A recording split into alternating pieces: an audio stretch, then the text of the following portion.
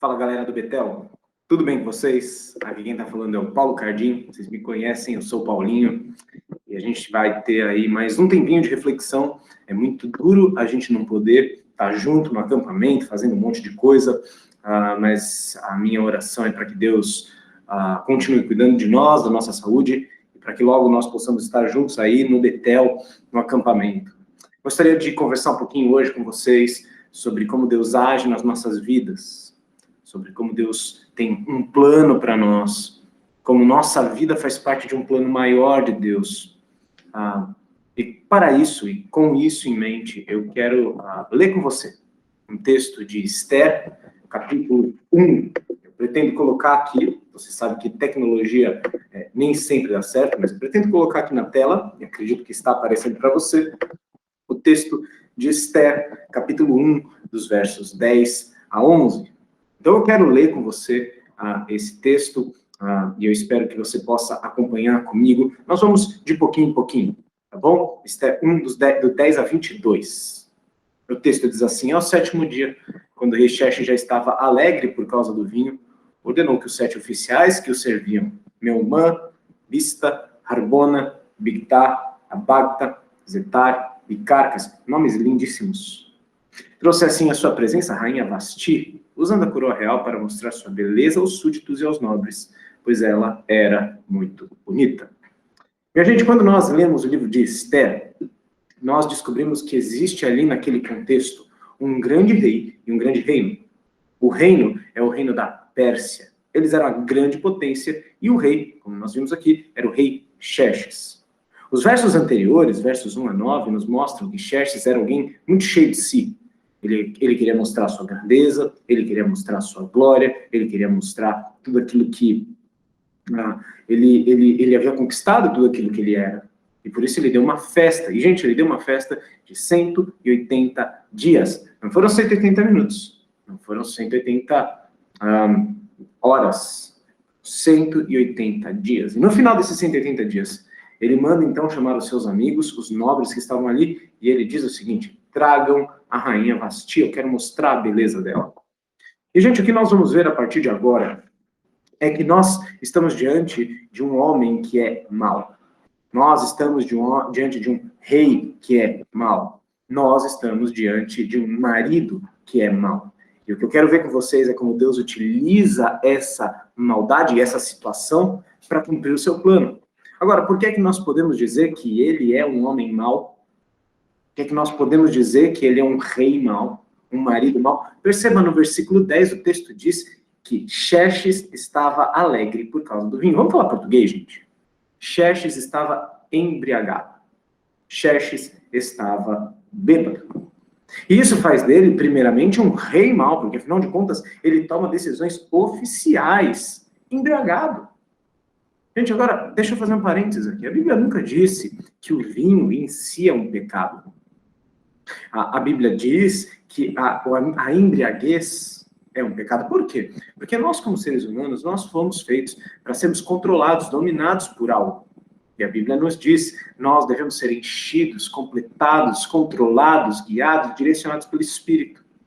Então, toda vez que nós somos controlados por algo ou alguém que não Deus, nós estamos ofendendo ao Senhor.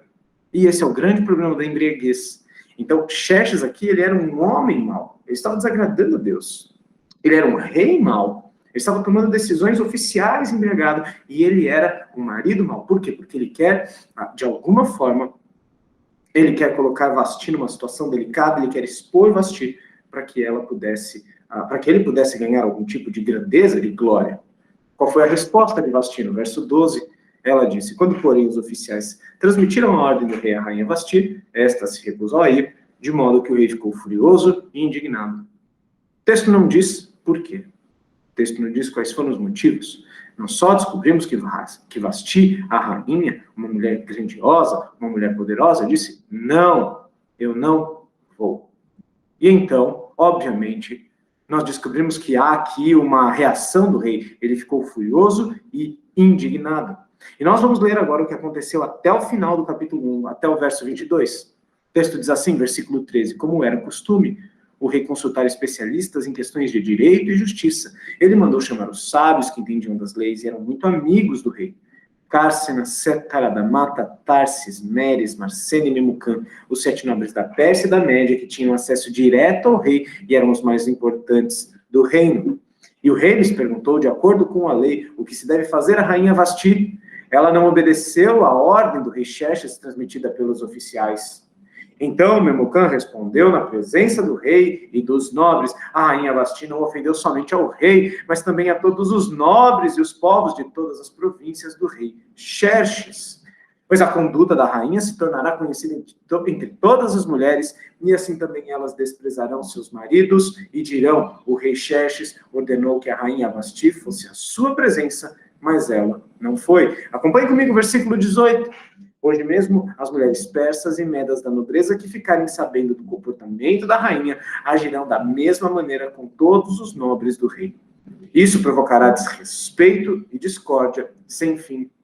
Por isso, se for do agrado do rei, que ele emita um decreto real e que seja escrito na lei da Pérsia e da Média, que não se pode revogar, determinando que Vasti nunca mais compareça na presença do rei Xerxes. Também deu o rei a sua posição de rainha a outra que seja melhor do que ela. Assim, quando o decreto real foi proclamado por todo o seu imenso domínio, todas as mulheres respeitaram seus maridos, do mais rico ao mais pobre. O rei e seus nobres ficaram satisfeitos com o conselho, de modo que o rei acatou a proposta de Memucã. Assim, enviou cartas a todas as partes do reino, a cada província e a cada povo, em sua própria escrita, em sua própria língua, proclamando que cada homem deveria mandar em sua própria casa. Gente, esse texto pode e traz uma série de abordagens, mas nós temos um tempo bastante precioso e curto aqui, então eu quero olhar para uma delas apenas. A abordagem de uma situação delicada, criada por um homem falho, mas utilizada por Deus. Porque veja só, nós vimos o que Xerxes queria. Ele queria glória para si. O que Vasti fez foi dar o oposto. Ela o humilhou, porque ela disse, eu não vou ser exposta assim. E ele, então, não se preocupa com o casamento, não se preocupa com o seu próprio coração, não se preocupa com o coração de sua esposa. Ele simplesmente quer saber o que pode fazer. E ele chama alguns homens, vamos chamar de sábios, entre aspas, mas eles não eram sábios coisíssima nenhuma. E um deles propõe uma excelente solução. E excelente, veja a minha ironia aqui. A sua solução é um decreto real. E nada mais era esse decreto real do que um divórcio litigioso. E nesse divórcio, Vasti, ao mesmo tempo, deixaria de ser a esposa de Xerxes e a rainha do Império Persa. Ok? Essa é a situação. E o que é que Xerxes faz, então? Xerxes, embriagado, furioso, indignado, cheio de si, acata essa decisão e ele faz o que faz. Ele se divorcia de Vasti. E ele abre o cargo de rainha para uma outra mulher. Gente, isso nos mostra, em primeiro lugar, que as situações da nossa vida podem ser muito ruins. A gente está olhando para um homem mau, para um rei mau, para um marido mau, que comete suas falhas, os seus pecados, e isso pode acontecer com a gente também.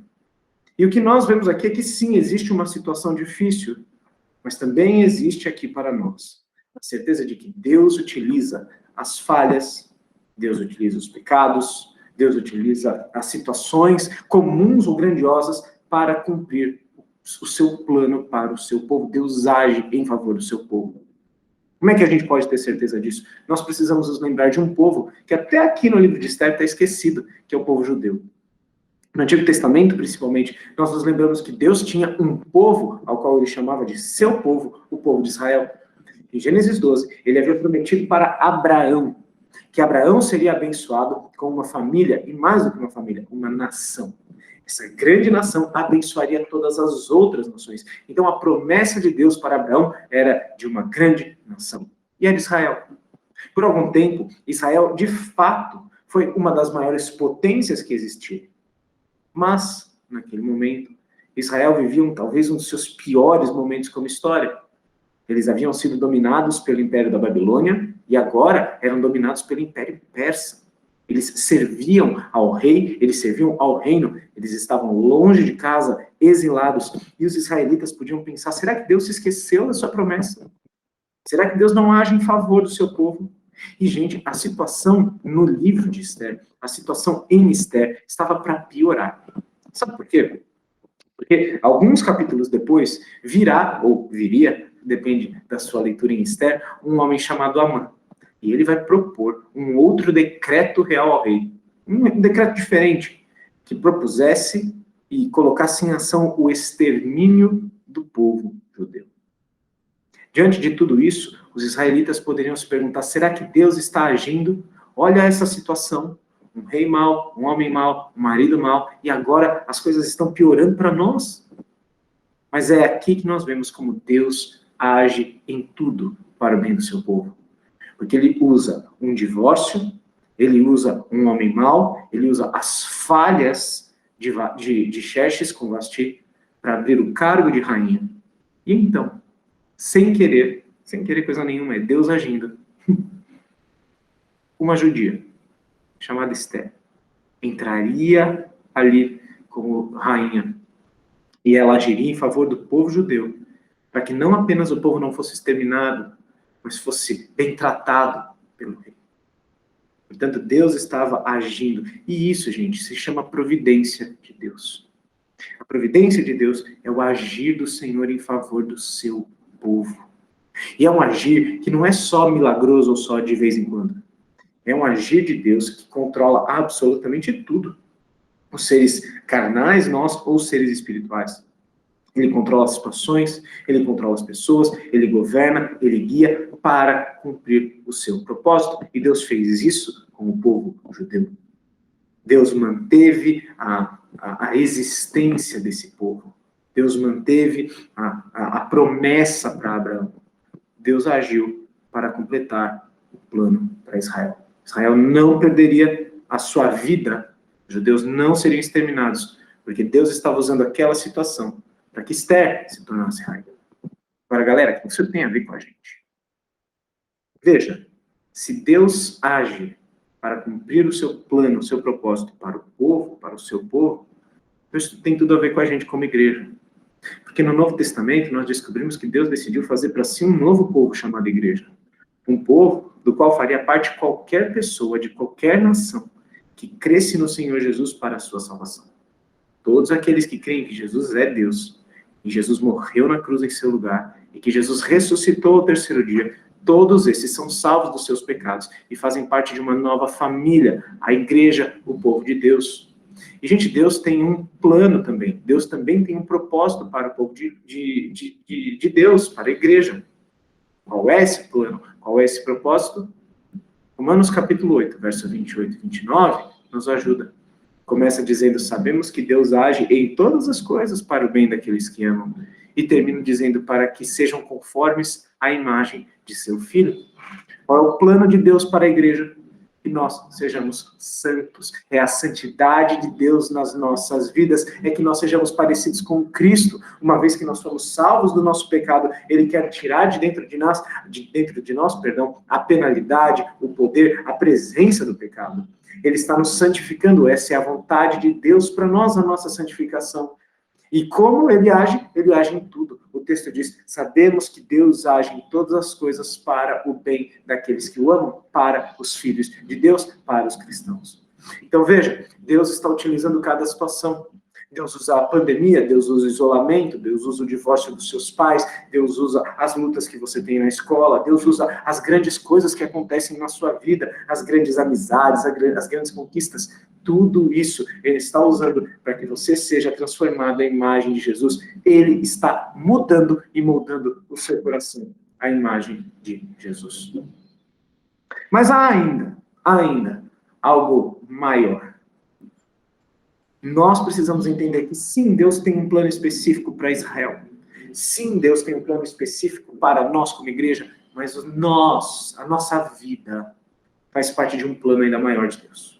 Um grande plano chamado redenção. Porque, quando nós olhamos para a Bíblia, nós encontramos tantos personagens, tantas histórias, tantas pessoas, que nós muitas vezes perdemos de mente, de foco, qual é a grande mensagem da Bíblia. A grande mensagem da Bíblia é a mensagem de que Deus enviou Jesus para morrer na cruz e salvar pecadores. É a mensagem da redenção. E o povo de Deus, que tem sim planos, vive para completar, para apontar, para engrandecer, para mostrar esse plano maior. Deixa eu exemplificar isso, por exemplo, com Esther. Veja só, a gente não pode simplesmente dizer, seja como Esther. Não, porque Esther apontava para aquilo que Jesus ia fazer e para aquilo que Jesus viria. Porque Esther viveu e foi influente no seu tempo. Jesus veio séculos e séculos e séculos depois e nasceu numa manjedoura, e nasceu do lado de José, e nasceu de Maria, filho do Espírito Santo e da Virgem, cheio de bichinhos do seu lado. Jesus veio ao mundo. A vida de Esther aponta para Jesus, porque Esther foi uma rainha ótima, legal, mas incapaz de salvar os judeus dos pecados. Cristo é aquele que pode salvar os judeus dos pecados. Portanto, a vida de Esther fazia parte de um plano ainda maior, apontava para esse rei Jesus que é, de fato, o Salvador do povo de Deus. E, minha gente, nossa vida também aponta para Jesus. Uma vez que nós fomos salvos dos nossos pecados, agora nós devemos ser influentes, relevantes, para apontar para Cristo, para mostrar quem Cristo é. Por quê? Porque a nossa história não é o final da história. Deus tem planos para nós, Deus tem um plano de santificação para nós, mas não para aí. O plano de Deus é que nós sejamos ainda mais úteis, mais relevantes nas mãos dele, para que Jesus Cristo seja conhecido e glorificado. Gente, esse é o grande plano de Deus em ação desde que ele criou o mundo. Exibir, revelar, engrandecer Jesus como grande Senhor das nossas vidas. Portanto, gente, quando nós olhamos para a vida de Esther, quando nós olhamos para esse texto bíblico que nós estamos lendo hoje, nós entendemos que existem duas realidades. A primeira delas, existem situações ruins, existem problemas, pessoas falhas, pecados, existe tudo isso. Mas também existe um Deus que usa todas essas circunstâncias para o nosso bem, para cumprir o seu plano nas nossas vidas de santidade e cumprir o seu grande plano de mostrar, evidenciar e engrandecer Jesus como o nosso Salvador. Diante disso, gente, como é que a gente encerra? Eu quero dar somente duas conclusões para vocês. A primeira delas é que nós devemos nos comprometer com os planos de Deus para nós, ao invés de esperar que Deus fique cumprindo com a nossa agenda e com a nossa expectativa. A gente acha que se Deus ama a gente, então Deus vai ouvir todos os nossos planos e Deus vai agir para cumprir isso. Mas não é verdade. Justamente porque Deus nos ama, Ele está comprometido com o seu plano de santificação para as nossas vidas. Portanto, o que é que nós podemos fazer?